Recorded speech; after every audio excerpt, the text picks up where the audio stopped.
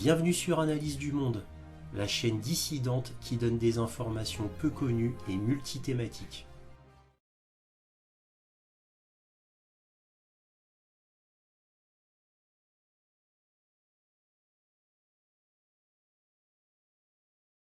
Bonjour à vous, bienvenue sur Analyse du Monde. Comme d'habitude, si cette vidéo vous plaît, un petit pouce, un abonnement, un commentaire pour me dire ce que vous en avez pensé et éventuellement un petit don, lien dans la description. C'est très important pour moi car cela me permet de publier régulièrement. Merci à tous de votre soutien à Analyse du Monde, aussi appelé Réinformation sur le monde sur YouTube.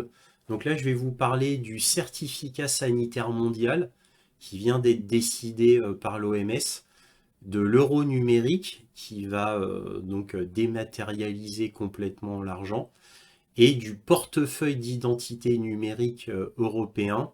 Donc comme le dit son nom, c'est ce qui va vous identifier, mais de manière purement numérique, purement virtuelle, principalement sur le smartphone, bien évidemment de chacun. Et avec ce portefeuille d'identité numérique européen, eh bien, tout va pouvoir être géré via une application qui sera sur votre smartphone.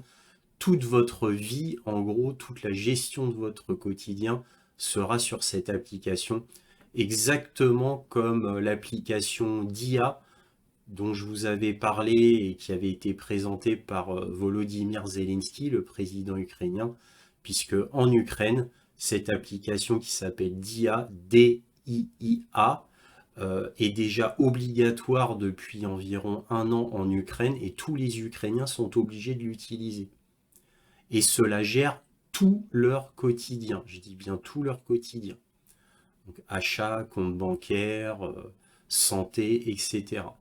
Et cette application DIA a été introduite aux États-Unis, toujours par Volodymyr Zelensky qui en a fait la publicité à Washington DC il y a peu. Et cette application, n'oubliez pas que j'en avais fait une vidéo. Donc regardez bien cette vidéo. Vous aurez le lien dans la description puisque c'est en total rapport. L'application DIA a été créée par Google. Celle européenne apparemment ne sera pas faite par Google, mais je pense qu'elle sera faite par les Américains de toute manière, et ce sera très similaire à l'application DIA qui a été déployée encore une fois en Ukraine, va être déployée aux États-Unis. Donc bref, tout ça, c'est trois choses. Donc ce certificat sanitaire mondial, l'euro numérique qui permet un argent totalement dématérialisé et ce portefeuille d'identité numérique européen va permettre de tout centraliser dans le smartphone afin de mieux contrôler la population. À la fin, c'est ça. Alors on va commencer par le certificat sanitaire mondial proposé par l'OMS, donc on va un petit peu voir ce qu'il en est.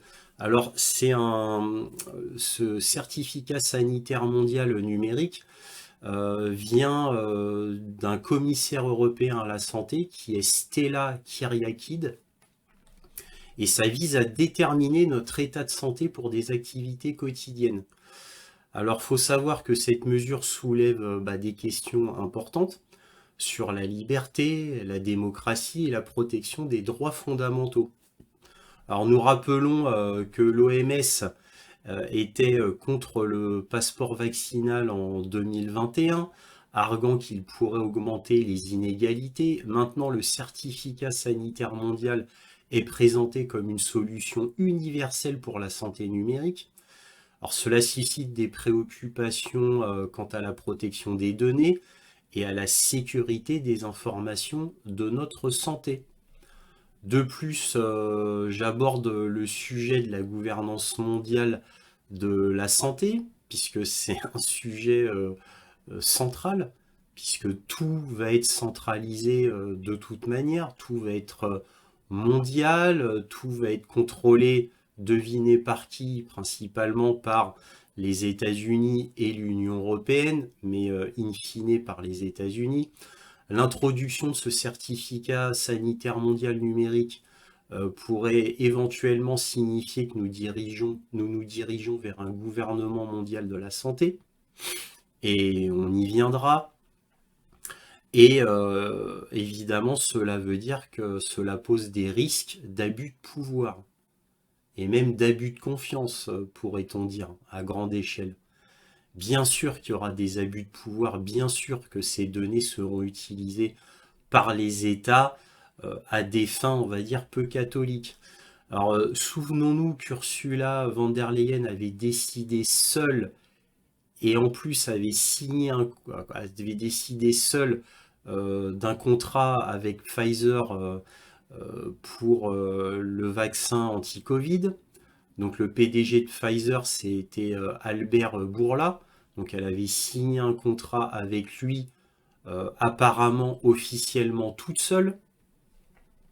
Les termes du contrat n'ont jamais été dévoilés, même à la demande des députés européens qui n'ont jamais pu avoir le contrat. Et quand ils ont pu avoir le contrat, il était noirci de partout, il était caviardé à au moins 95%. C'était une véritable honte. Et croyez-vous que les médias en ont parlé de ça? Et pourtant, il y a eu une pétition qui a été faite au sein de l'Union européenne par un groupe de députés européens.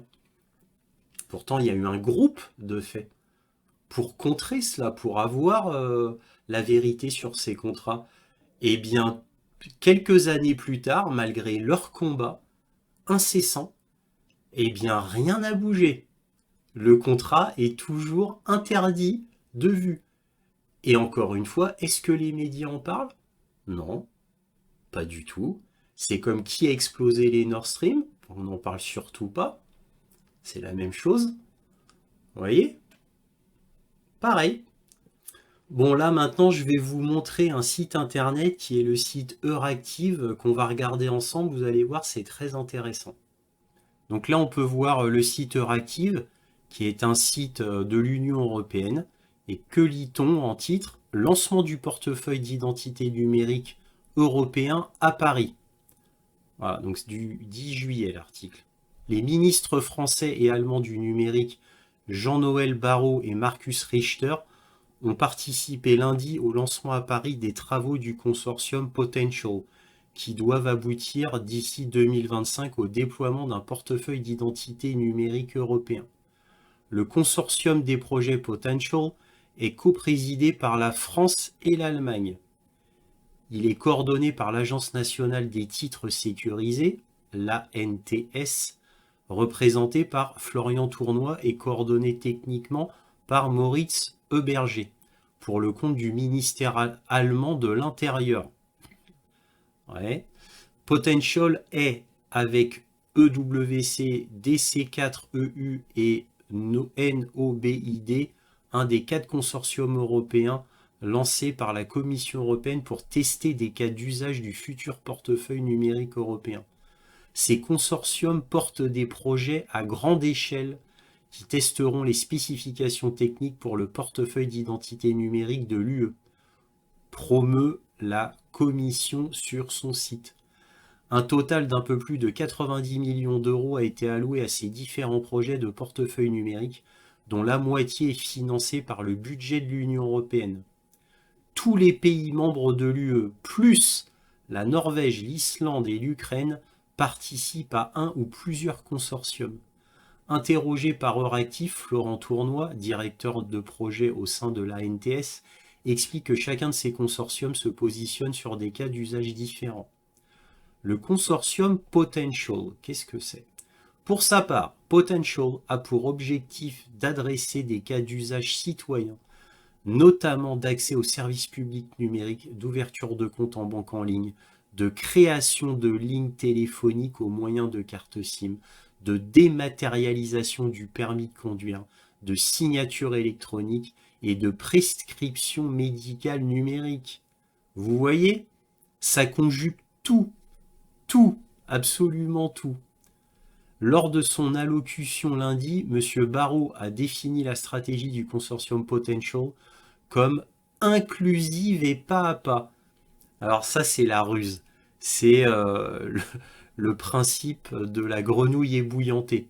Hein, vous connaissez ce principe, c'est-à-dire on met une grenouille dans de l'eau, on met l'eau à feu doux, et petit à petit, l'eau devient de plus en plus chaude jusqu'à ce qu'elle devienne bouillante et tue la grenouille. Mais la grenouille ne s'en aperçoit pas. Voilà. Et par extension, quand on fait ce genre de politique qui endorme le peuple, on appelle ça la politique de la grenouille ébouillantée. Voilà, si vous ne connaissez pas ça, maintenant vous le connaissez. Je continue. L'objectif est que d'ici fin 2025, tous les cas d'usage de tous les consortiums soient prêts à être déployés et utilisés par les citoyens, entreprises et organisations européennes. Vous voyez?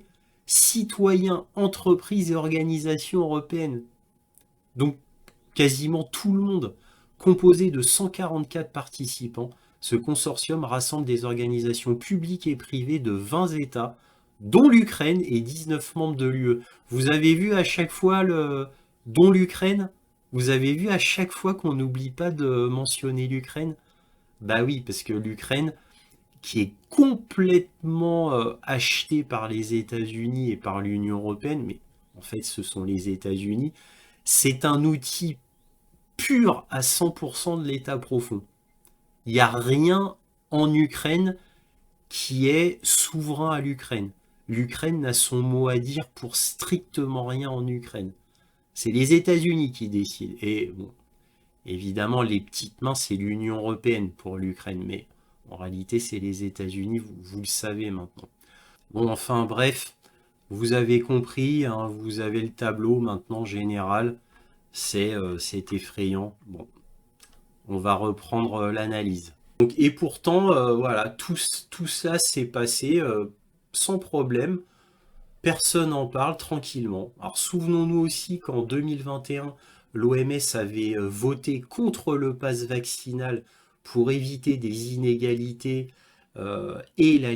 pour éviter des lois liberticides sur la liberté de circulation, afin qu'on puisse circuler. Mais cette Stella Kyriakide signe un accord dernièrement là avec l'OMS pour que ce certificat sanitaire soit mondial et obligatoire. Alors je rappelle encore une fois, Stella Kyriakide, c'est le commissaire à la santé à l'OMS. Hein. Voilà. Alors bien sûr, les gouvernements jureront que nos données seront bien protégées.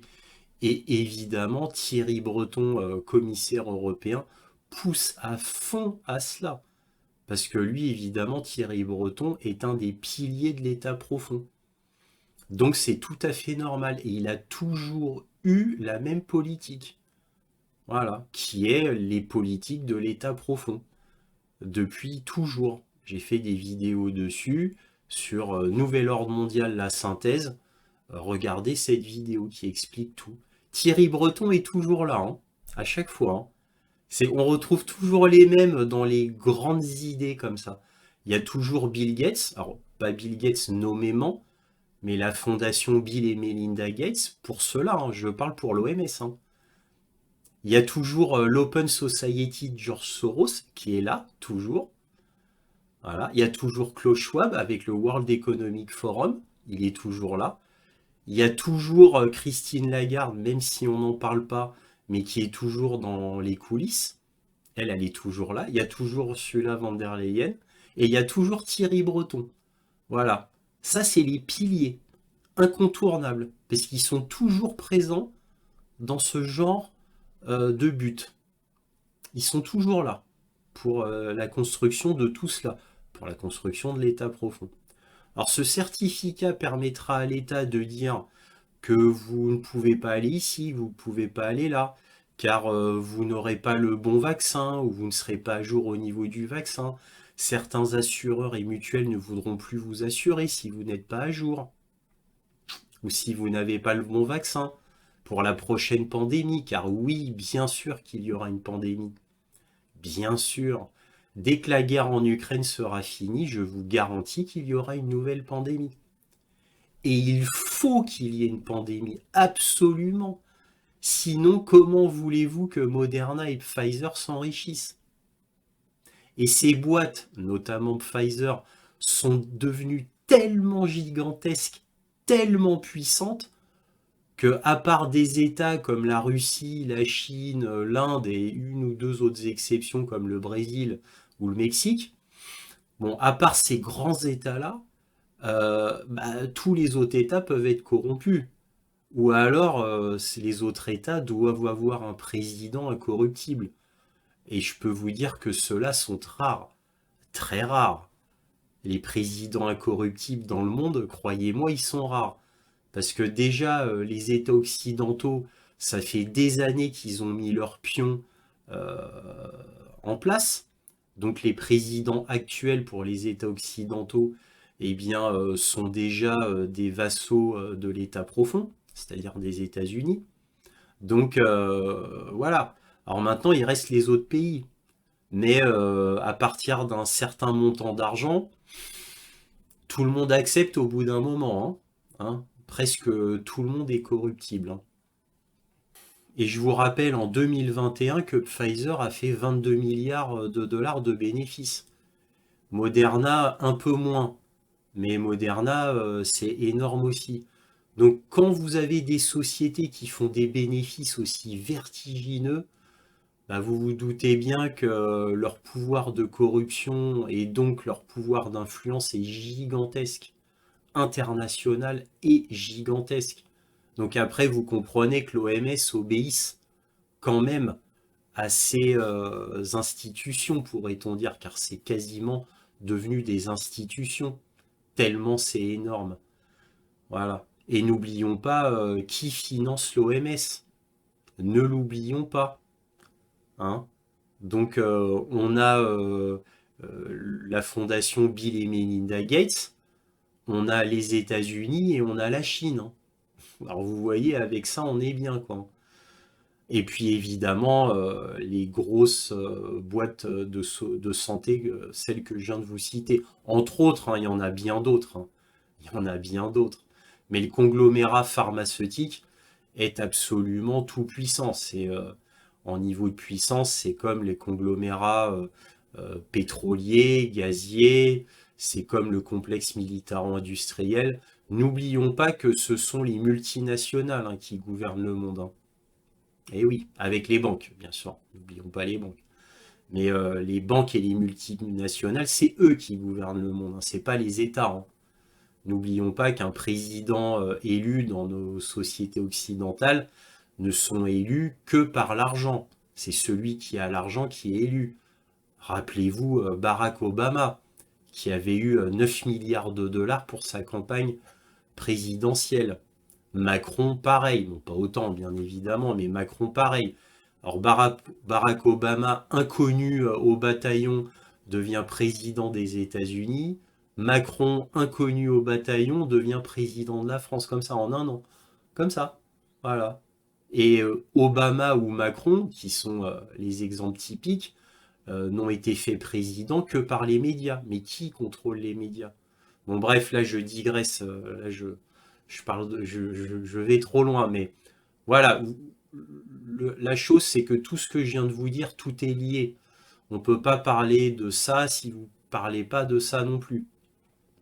C'est-à-dire tout ce qui est centralisation des données personnelles pour le certificat de santé mondial numérique, ça va de pair avec l'État profond, ça va de pair avec les multinationales, comme je viens de vous l'expliquer.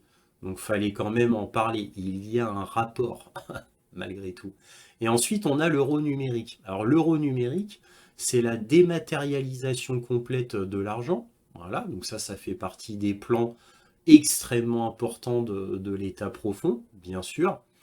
Et tout cela, évidemment, je l'avais déjà dit dans mes vidéos précédentes, dont Nouvel Ordre Mondial, la synthèse. Donc je vous mettrai le lien dans la description. Donc l'euro numérique va permettre deux choses pour les États, c'est-à-dire de savoir ce que vous consommez, par exemple votre consommation de gaz, d'électricité, d'eau. Si vous consommez un peu trop, eh bien l'État pourra dire « Oh, c'est pas écologique ». Hop, on vous coupe votre argent. Voilà, le temps que vous compreniez qu'il faut que vous fassiez des économies. Ce sera comme une amende, comme un excès de vitesse, si vous voulez. Sauf que là, au lieu d'avoir 500 € d'amende, je dis n'importe quoi, on va vous couper votre compte en banque pendant un jour, 2 jours. Vous voyez ce que je veux dire? Et, et ça va servir pour plein d'autres choses, l'euro numérique. Et oui, imaginez que vous utilisiez plus de 2 fois par an l'avion. Eh bien, c'est pas écologique parce que vous utilisez trop l'avion. L'empreinte carbone est trop haute. Donc là, il va falloir arrêter de prendre l'avion. Donc hop, interdiction de prendre l'avion. Pareil pour la voiture. Si vous faites plus de 2 pleins par mois, c'est louche. Vous utilisez trop la voiture. Donc hop, on vous interdit d'utiliser la voiture. Vous voyez, etc., etc. Les possibilités de l'euro numérique sont très grandes. Puis croyez-moi, l'État aura de l'imagination hein, pour mieux vous contrôler. Voilà. Et puis enfin, le portefeuille d'identité numérique européen. Donc là, bah, c'est l'équivalent de l'application DIA, D-I-I-A, D2IA. Je vous en avais déjà fait une vidéo il y a peu de temps. Je vous avais dit qu'en Ukraine, DIA était obligatoire pour tous les Ukrainiens et que Zelensky était allé aux États-Unis justement pour en faire la publicité. Parce que DIA est créé par Google et permet de faire tout ce qu'il est possible de faire avec une application sur smartphone. Voilà. Donc Zelensky est allé aux États-Unis en disant ouais, DIA c'est super, faut l'utiliser. Alors évidemment, Zelensky, encore une fois, sert d'outil aux multinationales. Il sert de commercial.